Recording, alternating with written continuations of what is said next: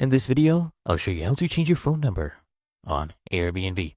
Really easy. Come here first at the top right, and I want you to click on your profile icon. Okay? And here you can go ahead and click on account.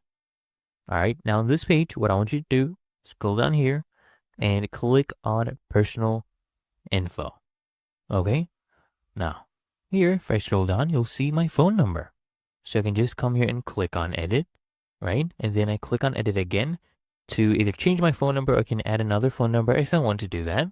But I'll just click on edit so that I can change the phone number. So what we need to do now is enter our new phone number, and they will send a code to my new phone number to verify my number.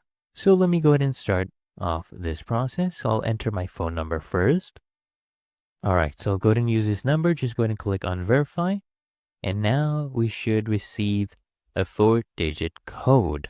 Okay. All right, so I'll go ahead and paste in this code. And there we go, verified. And my phone number has been updated.